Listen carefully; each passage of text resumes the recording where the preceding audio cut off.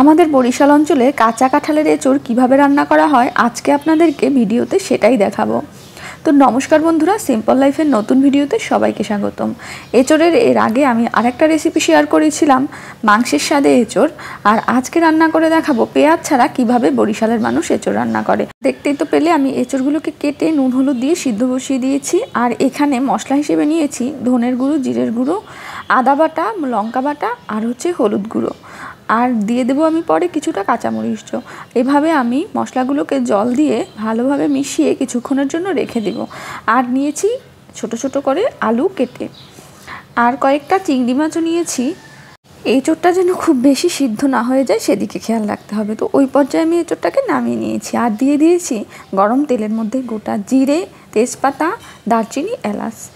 ফোড়নটা হয়ে এলে এর মধ্যে দিয়ে দেব আলুগুলোকে আর দিয়ে দেব কয়েকটা চিংড়ি মাছ। যেহেতু আমার এঁচড়ের পরিমাণও অল্প আর চিংড়ি মাছের সাইজগুলো মোটামুটি একটু বড়ই ছিল, তাই আমি চিংড়ি মাছও নিয়েছি বেশ অল্প কয়েকটাই।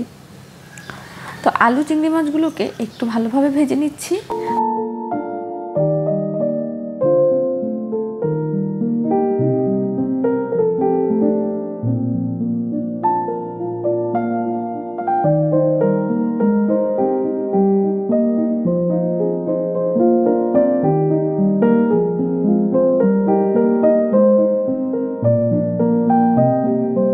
এবারে আমি এর মধ্যে ওই মশলার পেস্টটা দিয়ে দিলাম। তো ভালোভাবে এবার কষিয়ে নিতে হবে।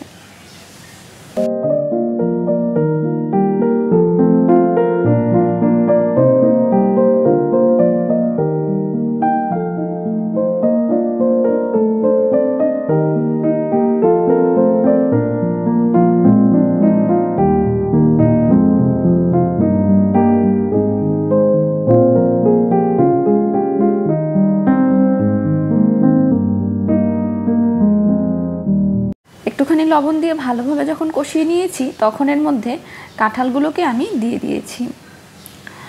তারপরে দিয়ে দিলাম পরিমাণ মতো লবণ। এবারে ভালোভাবে নেড়ে চেড়ে মশলার সাথে নেড়ে চেড়ে এটাকে আমি ঢাকা দিয়ে দেব কিছুক্ষণের জন্য। আসলে আরেকটু বড় ফ্রাই প্যান নিলে আমার জন্য সুবিধা হতো, কিন্তু আমি বুঝতে পারিনি।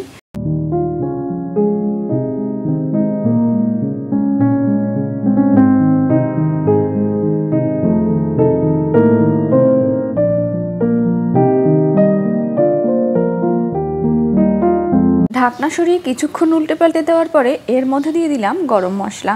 যেহেতু এঁচড়গুলো আগেই সিদ্ধ করা ছিল ভালোভাবে এবং আলুগুলো আগে ভেজে নিয়েছি, তাই এটা বেশিক্ষণ সময় আর চুলার উপরে রাখতে হবে না। তো গরম মশলাটা দিয়ে আমি ভালোভাবে উল্টে পাল্টে দিয়ে দিচ্ছিলাম, আর পরে একটুখানি চিনিও অ্যাড করে দিয়েছিলাম।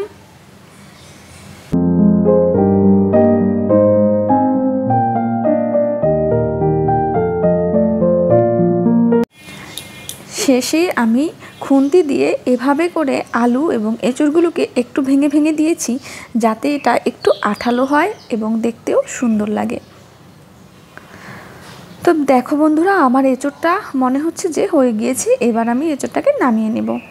তো বন্ধুরা, আমার তো এঁচড় রান্না রেডি। তোমাদের কাছে কেমন লাগলো আজকের ভিডিওটি অবশ্যই লাইক কমেন্ট শেয়ার করে জানিয়ে দেবে। তোমাদের লাইক কমেন্ট শেয়ার আমাকে অনুপ্রেরণা যোগায় নতুন নতুন ভিডিও তৈরি করতে। আর অবশ্যই আমার চ্যানেলটিকে সাবস্ক্রাইব করে আমার পাশে থাকবে। ধন্যবাদ সবাইকে, টাটা।